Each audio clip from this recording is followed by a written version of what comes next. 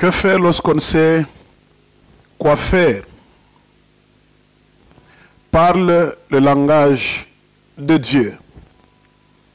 Le langage de Dieu, c'est le langage de foi.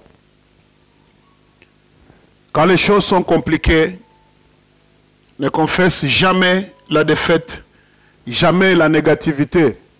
Parle le langage de Dieu. 2 Corinthiens chapitre 4, verset 13. Et comme nous avons le même esprit de foi qui est exprimé dans cette écriture, cette parole de l'écriture, j'ai cru, c'est pourquoi j'ai parlé. Nous aussi, nous croyons, et c'est pour cela que nous parlons. Quand les choses deviennent compliquées, parle, confesse le langage de foi. Proverbe 18, 21 à 22, la Bible dit que la vie et la mort sont au pouvoir de la langue. Quiconque l'aime en mangera les fruits. Mon ami, il y a un grand secret dans les paroles qui sortent de ta bouche. Ne prends jamais à la légère cet exercice-là. Ne parle pas que pour parler.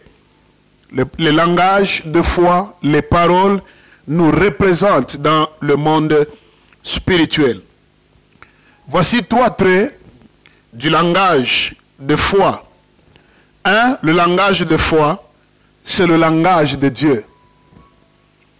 2. Le langage de foi, retiens ça, c'est le langage de la race de Dieu.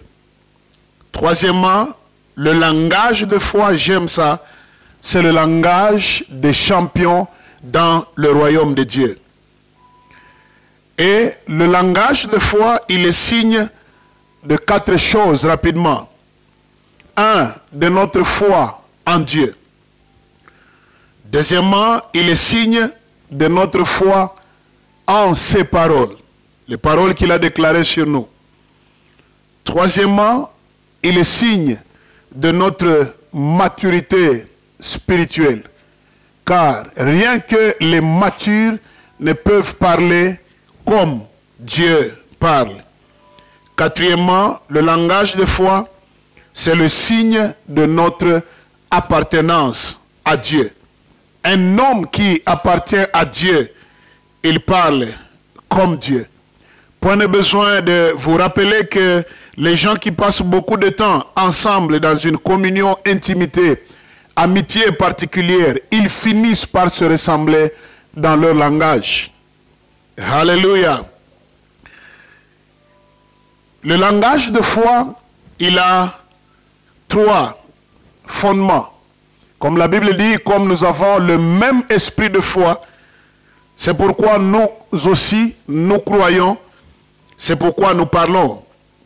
Fondement de notre langage de foi. 1. Notre confiance en Dieu. Nous croyons en Dieu, c'est pourquoi nous parlons le langage de foi. Deuxièmement, nous croyons en ses promesses. Parce que nous avons ces promesses dans lesquelles nous plaçons notre foi, nous parlons le langage de foi. Troisièmement, la présence de Dieu à nos côtés. C'est le 3e fondement. Du fait qu'il est à nos côtés, nous ne parlerons pas en termes de désespoir, découragement, la peur, la panique, mais nous parlerons comme Dieu parle. Parce que notre bouche, c'est la bouche de Dieu. Alors, que faire dans ta situation? Parle le langage de foi. Parle comme Dieu. Reprends ce que Dieu t'a dit dans ta situation. Dis-toi cela et dis ça à la condition qui se présente au-devant de toi. Deuxièmement, aligne ton langage derrière le langage de Dieu. C'est ça, le langage de foi. Enfin, troisièmement, le langage de foi, c'est confesser au quotidien les promesses de notre Créateur. Quand les choses deviennent compliquées, tu ne sais quoi faire.